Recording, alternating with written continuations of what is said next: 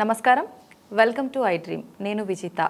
ప్రస్తుతం మనతో పాటు ఉన్నారు ప్రముఖ ఆధ్యాత్మిక జ్యోతిష్య వాస్తు పండితులు, జ్యోతిష్య రత్న, జ్యోతిష్య ప్రపూర్ణ బిరుదాంకితులు భానుకోటేశ్వరి గారు. ఇప్పుడు వారితో మాట్లాడదాం. నమస్కారం అమ్మా. జై శ్రీరామ్. శ్రీమాత్రే నమః. శ్రీ గురుభ్యో నమః.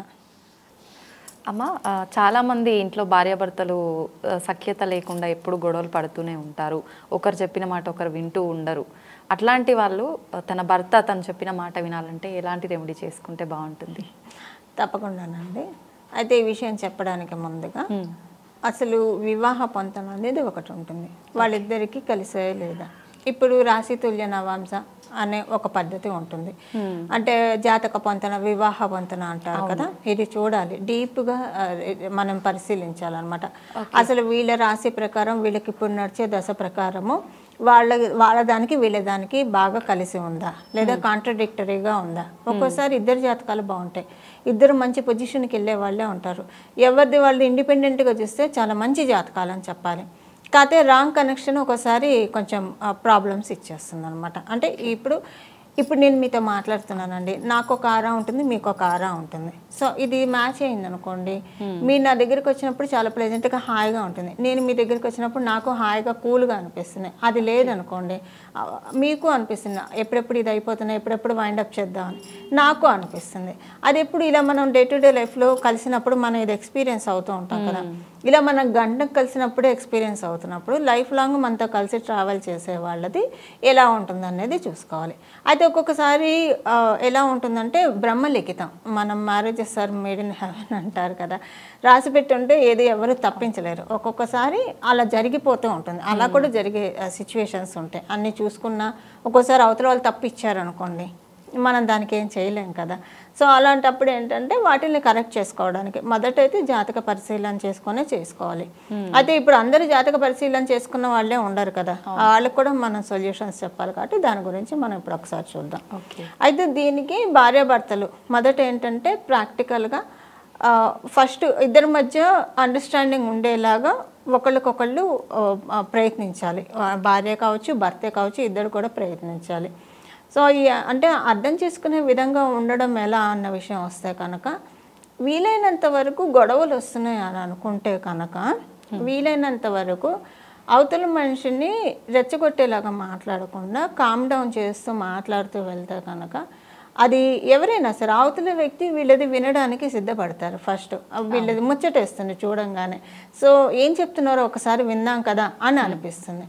అప్పుడు వీళ్ళ మనసులో ఉన్న బాధ కావచ్చు, భావం కావచ్చు చక్కగా వ్యక్తపరచడానికి అవకాశం ఉంటుంది. అంటే కొన్ని ప్రాక్టికల్గా చేయాలి, కొన్ని రెమెడీస్ పరంగా చేయాలి కదా. సో ఇలా ఒకటి చేయాలి. అయితే ప్రతి పౌర్ణమికి అండి భార్యాభర్తల మధ్య, ఇద్దరి మధ్య చక్కటి అనురాగము, అన్యోన్యత, ఆప్యాయత ఉండాలనుకుంటే కనుక ప్రతి పౌర్ణమి రోజు భార్యాభర్తలు ఇరువురు కూడా కలిసి పౌర్ణమి చంద్రుల్లో చక్కగా నడవాలి. మీరు నడుస్తారా, కార్లో వెళ్తారా, బైక్ మీద వెళ్తారా, ఎలా వెళ్తారా అనేది మీ అంటే వాళ్ళ చాయిస్. ఎవరిదైతే భార్యాభర్తలు అనుకూలంగా లేదా వాళ్ళ చాయిస్. అలా వెళ్ళేప్పుడు ప్రశాంతంగా వాళ్ళ ఫ్యూచర్కి సంబంధించిన విషయాలు మాట్లాడుకోవాలి.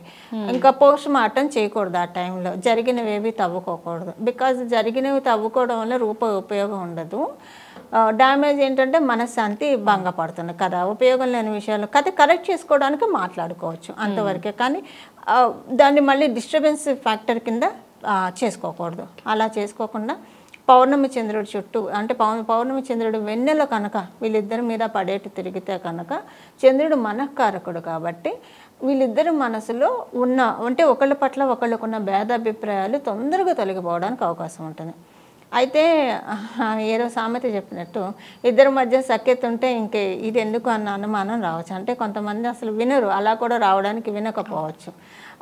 అలాంటప్పుడు ఏం చేయాలంటే అమ్మవారికి ప్రతి పౌర్ణమి ఈ చిన్న నామంతో కుంకుమార్చన చేసి ఆ కుంకుమని ప్రతిరోజు నుదుటన ధరించడం వల్ల ఆరా చక్కగా కనెక్ట్ అవుతుంది. భార్యాభర్తలు ఇద్దరి మధ్య కూడా చక్కటి పాజిటివ్ ఆరా వస్తుంది. ఒక్కోసారి వీళ్ళిద్దరి మధ్య బాగా ఉన్నా కూడా చుట్టూ ఉన్న మనుషుల వల్ల కూడా కొంత ఇబ్బందులు వచ్చే అవకాశం ఉంటుంది. సో ఇలా రకరకాలుగా ఉంటాయి కాబట్టి అవేమీ లేకుండా ఉండడానికి అమ్మవారిని మనం ప్రత్యేకించి ముగ్గురమ్మల్ని కలిపి ఆరాధించాలి. ముగ్గురమ్మల్ని కలిపి ఆరాధించాలంటే ముగ్గురమ్మలకి సంబంధించిన బీజాక్షరాల్ని మనం ఇక్కడ తీసుకోవాలి. ఓకే. ఇందులో ఐం బీజం, ఐం బీజం సరస్వతి అమ్మవారిది. హ్రీం బీజం, హ్రీం బీజం పార్వతి అమ్మవారిది. శ్రీం బీజం, శ్రీం బీజం శ్రీ మహాలక్ష్మి అమ్మవారిది. ఓకే. ప్రతిరోజు కుదిరితే ప్రతిరోజు లేదా పౌర్ణమి, పౌర్ణమి ముందొచ్చే శుక్రవారం పౌర్ణమి, ఈ రోజుల్లో కుంకుమని ఇలాగా చేత్తో పట్టుకొని ఆ కుంకుమతోటి ఐం హ్రీం శ్రీం సువాసనర్చన ప్రీతాయే నమః, ఐం హ్రీం శ్రీం సువాసనర్చన ప్రీతాయే నమః, ఐం హ్రీం శ్రీం సువాసనర్చన ప్రీతాయే నమః.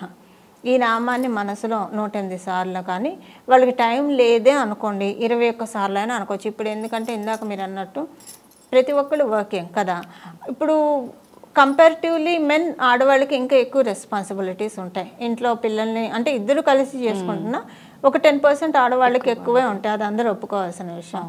సో పిల్లల్ని చూసుకోవాలి, ఇంకా పనులు అవి ఉంటాయి. కాబట్టి ఇవన్నీ చేసేటప్పుడు అంతసేపు 108 సార్లు చదువుకునే సమయం లేకపోయినా 21 సార్లు అయినా చేయొచ్చు.